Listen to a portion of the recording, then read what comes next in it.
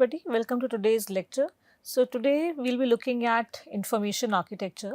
So for any website, the purpose is to guide the users to the relevant flow of the website, and for that to happen, all the information should be logically placed so that the user is able to navigate their way around the website. So that is information architecture in a nutshell, and here we can see that the user first lands on the landing page and then signs up. There are several other labeling, you can see home, community and others. So depending on how they want to move forward, now the user can take up that particular direction and access the other following pages, which are all stacked under the main heading. Now this information architecture, although may appear to be a very easy thing to come up with, but it is quite complex in the sense that if it is not done very well, then it will lead to a lot of frustration which will be faced by the user.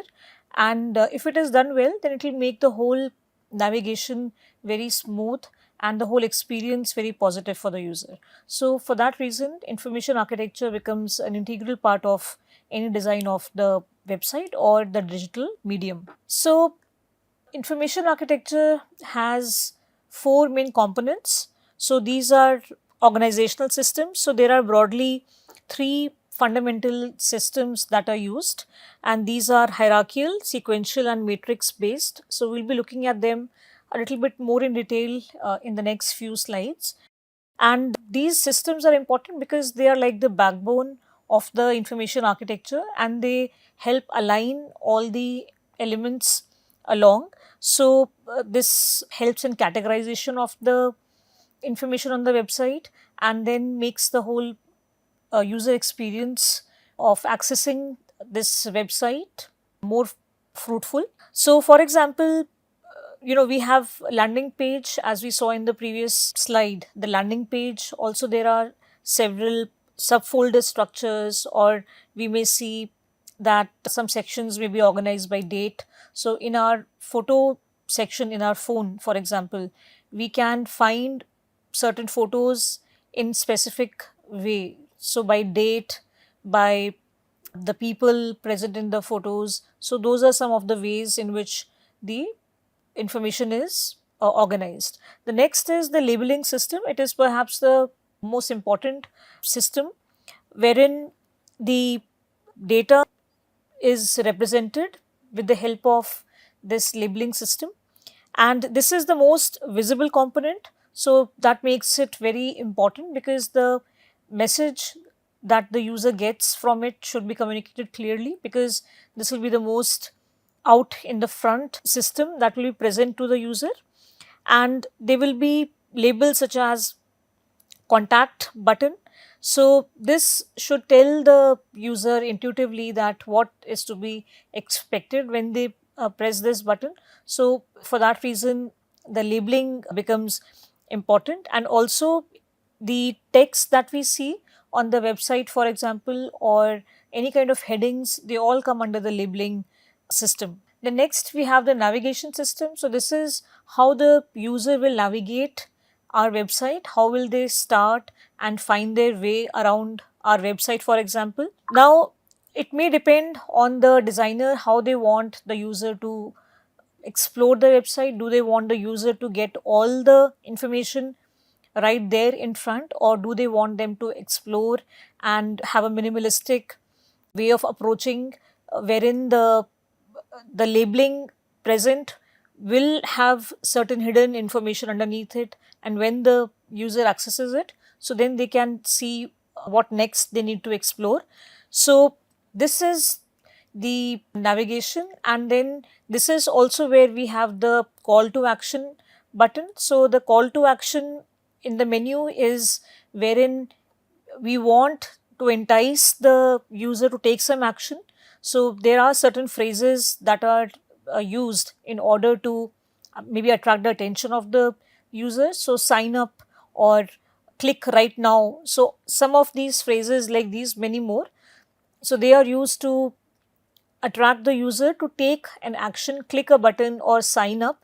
So there also this CTA or call to action becomes very important in the navigation. system. And finally, we have the search system. So search systems are important because sometimes the user may want to directly search for what they are looking for. So they will not approach the website by looking at all the different headings and then taking the next step, but they may have in mind what they want to do on the website or look for something.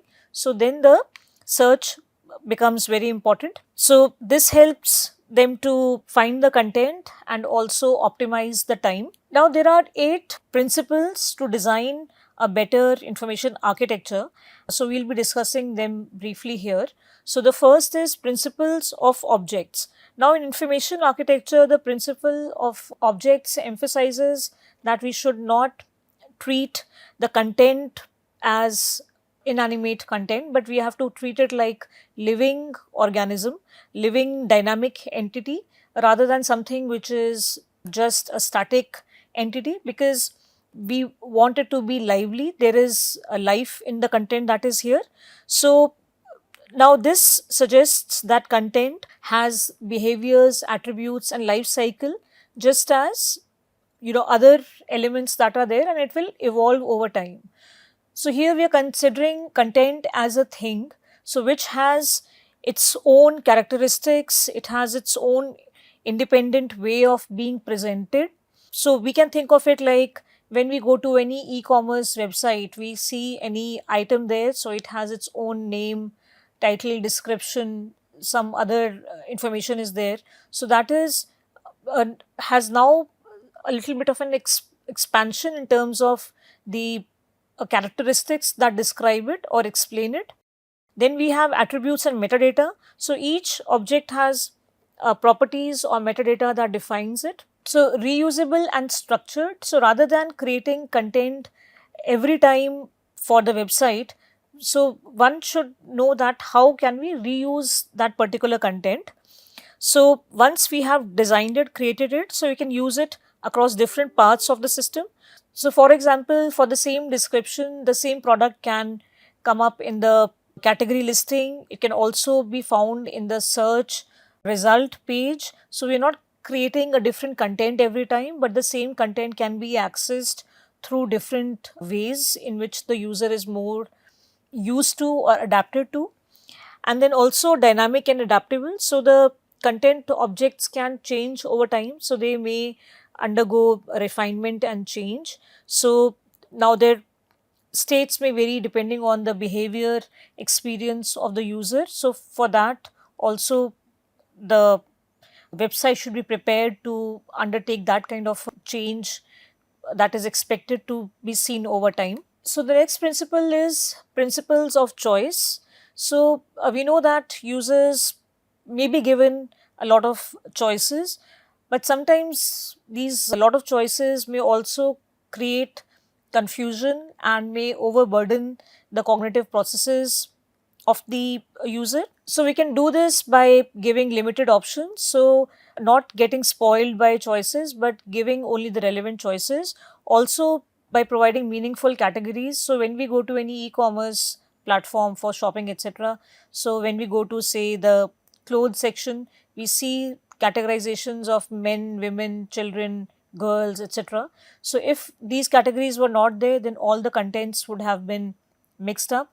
And for one to find the women's clothing, they would have to scroll through the men's clothing as well. So we can always also select the option by filtering our preferences, so they are even further filtered for what we are looking for exactly. And then the guiding the user flow. So when we are looking at principle of choices, we are also guiding the flow of the user, because we are looking at how we are giving them the choice to flow through the website. How are they going to access our website? How are they going to move through the different contents that are presented? And also avoiding clutter, because once we have a lot of clutter, too much of information, that can also lead to confusion. So having only the relevant information, so that will also allow the users to make the right choices. The next principle is of disclosure. So this principle is important because we need to know that how much information we want to disclose to the user.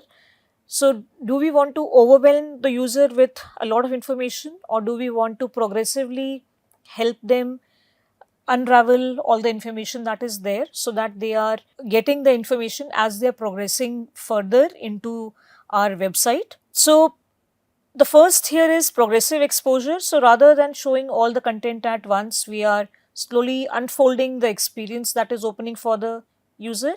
So, there will be a certain structure in which the progressive disclosure will take place.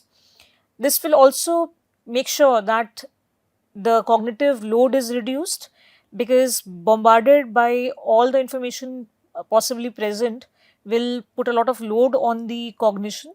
So, this progressive disclosure also allows for the cognition to assess the information that it is viewing and then categorize it for further understanding or linking it with all the information it has been receiving since the beginning of their experience with the website. Also, for guiding the user exploration, so it helps the user, it guides them step by step, so that they don't miss any important step in between, and also that the hierarchy, for example, is maintained of where they're starting off and then opening up the further layers within.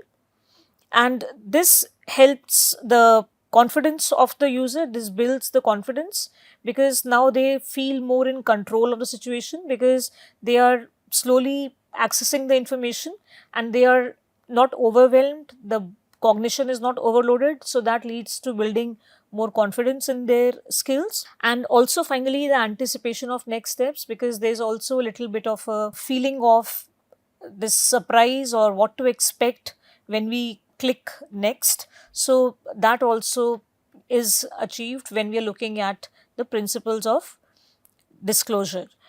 The next principle is the principle of exemplars. So, here we are using specific representative examples to help users better understand the categories or content types. So, here we will be providing certain examples that will help them relate and understand.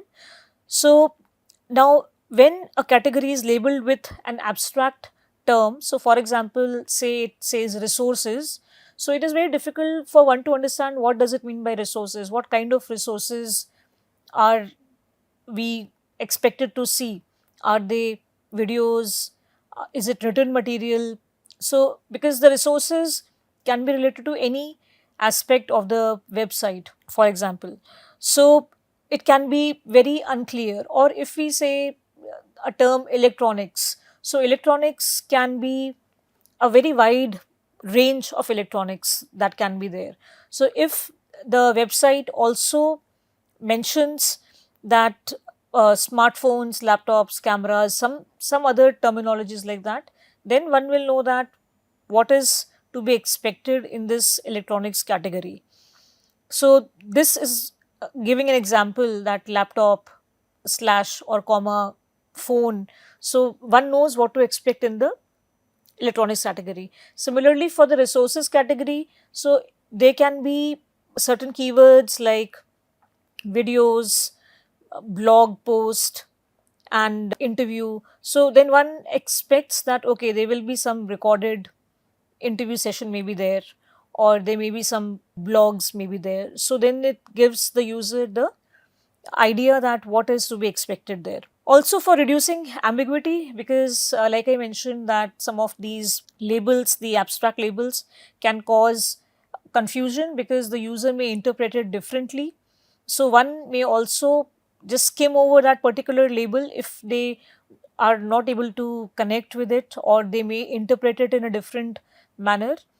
So, for example, if I am looking at the label electronics, but there is no example or no description, then I may think of it to be those small components, electric components, and I may not be interested in them. So, I'll be looking for gadgets maybe, because in my mental model, the way I process information, probably the laptop, smartphones, they will fall in the category of gadgets rather than electronics. So for the same reason, the giving these examples help the user in aligning their mental processes with the website that is in front of them. So this ambiguity, when it is taken care of, and when we have also taken care of the clarifying of these categories, then that helps in the decision making process of the user, because they are able to now make a decision more quickly, and they are more confident in their decision because they know that the category that they are looking for starts and ends in under this particular label. So they are confident that they are not overlooking any other relevant information. So that is one advantage of this. And also it enhances the user experience, because now they're able to do their task more effectively. They are able to understand, with the help of these examples, that they are also aligned in the way the website is providing them with the information. So the next principle is the principles of front doors. So we can assume that almost 50% of the users who will be arriving at the website, which you're taking as an example here, so they will be coming from different sources. They will not, put in the URL of the website and approach from point A. So 50% of them may be approaching it from some other area. So for example, maybe somebody saw an ad on YouTube or Instagram and they are interested. So maybe it is, for example, say a piece of jewelry, and they're interested in that ring. So now they will click on the link and they will go on to the page where the ring is displayed. So its characteristics, its price, its material, delivery, all those information are there. But now at the same time, we would also want the user to have a glance or have an idea about our other items as well. We just don't want them to look at that ring and maybe just leave, but we would want them to also see that what all other things are there to offer to them.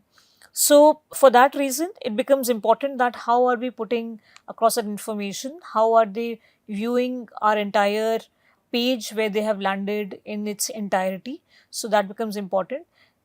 Then the next principle, which is the principle of multiple classifications. So now here we should give the user multiple ways to categorize and navigate the site's content, because they may have their own style of categorizing the information and navigating. So we can see that in a lot of these e-commerce platforms, we have certain filters wherein we can filter them based on the color, based on the size, based on the material.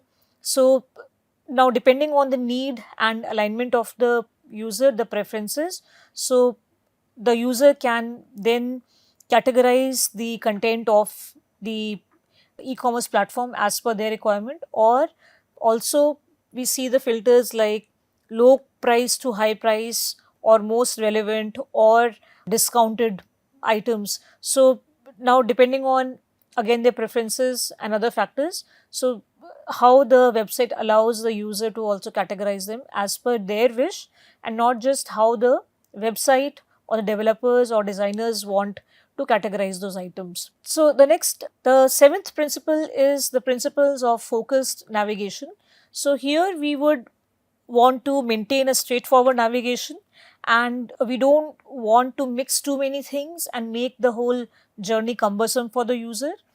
So how do we ensure that the navigation is focused from the user point of view? Of course, giving them also the experience of the other elements that are there in the website, but ensuring that they are able to finish their task, achieve their task successfully. And for that, a focused navigation is important. The next principle is of the principle of growth. This is the final principle. And here, of course, we have to understand that the information that we are putting out there, so in example, for example, in this website example, so over time this information is bound to grow. The information or the content are going to increase. So we have seen that since the internet came into being, So it had some limited options. Even websites, if you recall, some of the websites till a few years back, they had very limited options to offer to the users. And slowly over time, they expand as the business grows, as people prefer those websites. So they add more items as a small example. So that means that the categories will increase. So maybe one website started with, maybe an e-commerce platform started with just say the clothing items, and now they want to add to it the household linen or bed sheets or some other areas. So now they will have another category, and underneath that category they will have certain other items that will be added, and similarly they may have some kitchenware, or they may add some safety equipment, and or gardening. So wherein they may have all these tools one can garden with, or fire extinguishers for keeping their home safe, and so on. So now these categories will keep on increasing. So one has to be prepared that how will this growth be accommodated, because if it is a growth which is expected but we are not prepared for it beforehand, then that growth that we are aiming at will be very haphazard, and it will not fall in any structure, and that will lead to navigation issues by the user. So having that sense that if it comes to expansion in the future, then how can we accommodate the newer labels, the newer headings? So that also needs to be taken care of by the design team. So now coming to the different kinds of information architecture. So we can see here first is the hierarchical structure, and you can see that in the example that how there is a hierarchy. Hierarchy is a certain system. So if we see in the family dynamics, in the hierarchy we have say grandparents, and then our parents, then the children, and maybe their children. So there is a certain hierarchy. In any other organization also there is a director, and then there will be some deans and HODs and faculty and students. So all these hierarchies are present, different hierarchies, and this is the hierarchical structure. So where the the index page is that leads to a series of subordinate pages. So we can see that how one page is leading to multiple pages. So from one page we go to 4 different pages, and under each of those pages there are further 2 pages. So this is an example of the hierarchical structure. So this structure forms a tree-like pattern of links and pages, with the index page at the root and the sub pages as branches. So we can see the top one is the root, and how the branches are further bifurcating into even more branches as we go forward. The next model is the hub and spoke model. So we can see here in the diagram that how there is one hub, and then we have the spokes. So the hub also, which we can say is the index, like we saw in the previous example in the hierarchical model as well. Now here the user is to return back to the hub or to the index once they have explored a page. So now the disadvantage of this system is that the user cannot jump from one spoke to another, but they will always have to come back to the main hub and then select the next spoke. So of course it is more clear in a way if we see that the confusion may be minimized if there are too many spokes here. This is an example with 4 of them. But if there are multiple spokes and if all the spokes were interconnected, so depending on what is it that the spokes are representing, so it could lead to some confusion. So this helps wherein the after exploration of a spoke one has to come back to the hub, but at the same time this also makes the whole exploration quite lengthy because coming back to the hub becomes pertinent. Then next is the nested list. So here the nested list structure guides users towards more intricate content via a series of linear paths. So here everything is nested. So it is sort of, we can say, hidden underneath each other. And so this appears to be like step by step, wherein they're all stacked together. So when we, so it's like climbing maybe a flight of steps. So we are looking at first step and then the next and then the next. So that each of them are opening up as we are progressing forward. So they are all nested and all sort of layered on top of one another. The next one is the bento box. So this is also known as the dashboard, and it presents sections of associated tools or content on a primary screen. So the layout allows users to access various pieces of information or functionality from a single location, and this enhances the usability and the efficiency. And this, we can think of it like we open, say, a box, and there are all these information which is organized very neatly, and then we can choose which one we want to access. Just like maybe there can be a box of, say, chocolates with different types of chocolates, some round, some square, some diamond shaped, and then we can taste each of them. So this is quite similar to that, wherein all the information is neatly stacked. So if we hover over it, so on the central page, the hub, when we hover over an information, so that may just enlarge itself and then we can see, or we can click on it. So this is the next structure. And then we have the filtered view. So the filtered view is a navigation pattern that can be integrated as a sub pattern within other navigation structures. So it's feature specifically designed to simplify the process of sorting items, and by applying filters, users can easily narrow down the content or items displayed. So this makes it more quick and more efficient and to find the specific information, because here the filters are allowing the user to navigate through a lot of clutter and just focus on what is more important that they want to spend more time exploring. Now, the requirement that are there for information architecture are that we need to understand who is our target audience, who are our stakeholders, and what are some details, and at the same time what is the current situation. So who are we serving? So it becomes important for us to know that who is it that we are serving here. So our stakeholders and target audience become very important. So here we can see that how the information on the left, how it is organized together. So we can see that the, the contents that are there, they are quite similar in nature.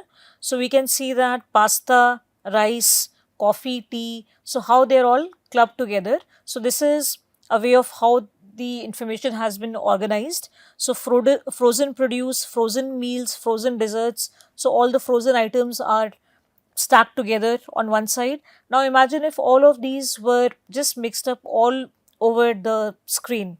So in that case, it would be very difficult for one to see that what is it that they would prefer. So if, for example, I am thinking about what do I eat for dinner, and if I want to weigh my options or explore what are different options that are there, so this that is in front of me will help me explore my options in a more organized manner, because I will first skim through, for example, if I'm starting from the left, I will first skim through the frozen section, that do I want to have these frozen meals.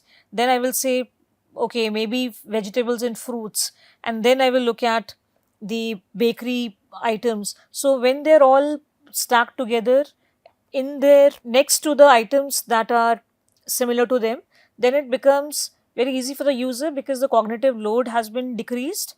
I am not shuffling through all of them. If they were all mixed together, then if the frozen was on the left, the next frozen was on the right, and then it would have caused a lot of chaos. But when it is organized like this, so it makes it very easy for the user or me to understand that what is available with me or what is it that I would prefer to eat today. Also, like I mentioned in the beginning also, that during the navigation of our website, for example, we have to ensure that there are certain patterns that are maintained. So if something is happening on page 1, then the similar structure should follow on page 2, so that the user is not left confused and the meaning is not lost during the journey through the website. So it becomes important. We saw in the previous slide the users, stakeholders, and the details and current situation. So it becomes important that who is it we are going to serve. So our users become very important. We have to understand them, and we have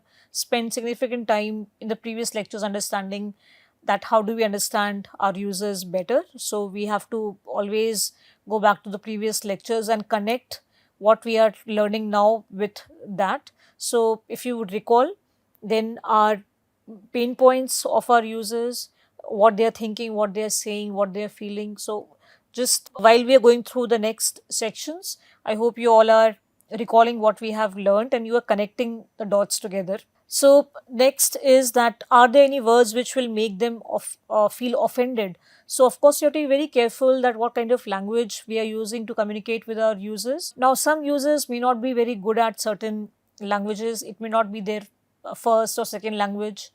So are there any words which are making the user feel offended?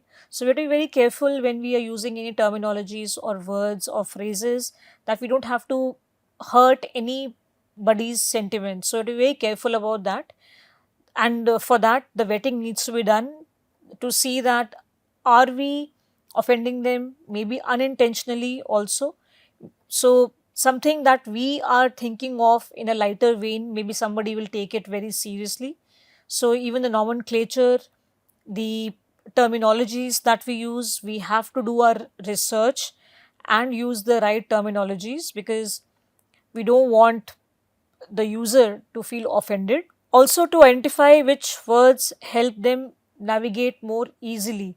So what is the mental model or the way the user is thinking, or the pattern that they follow? So what are those words that will help them navigate more easily? So there may be some words that we may use which may be very probably exotic words, but majority of our users may not understand what they stand for. So that will then cause a problem, because they will not know how to move further. So we have to ensure that the terminologies or words that we use, our users are familiar with those. So the next point is, are they open to change? So are our users open to change? So now for this, we'll have to conduct research and understand the thought process of the user. We may have to run some ideas by them and see how traditional or how open-minded they are. And maybe we want to change the approach, how one accesses the website or how they navigate it. So we'll have to see that the level of openness of the user, because if they're not open to change, if they like the way things are, then that may act as a turn off for the user as well, and they will then move on to the other website, for example, if we talk about e-commerce website, because they are more used to that kind of a style, or they understand it better, or it works with their way of operating. It helps them, navigate quickly, do their thing fast, and not waste time. For example, that could be a preference for them. What impact will this make in their lives? So that is a big question that the team needs to ask, that what is the impact of this whole information architecture on the lives. So in what ways can this help them or make their life a bit easy? So that is how we can ask those questions. And what is the current state of things? So how are they navigating, or how are they approaching when it comes to, say, accessing an e-commerce platform? How are they doing it currently, and what are the current state of things? And so that can help us plan out for the next step, for the future, that how it may be, where we will again check that whether they are open to change or not. So it is also important that we make sense of any navigation system that we design. So the following points need to be kept in mind when we are designing this navigation system. So the intention is important. What is the intention of our system? Then roles that different people will play here. Will some permissions be required? The interface, the labels, projection, the direction of this navigation. Accessibility is a very important aspect, that how people with different kinds of disabilities, maybe somebody who's having some visual disability or color blindedness or some other issue, how they can also access it. And alerting, how the system will alert the user, and also the governance. So we will see these points in the next few lectures in detail. So we will end today's lecture here, and I will see you in the next class. Thank you.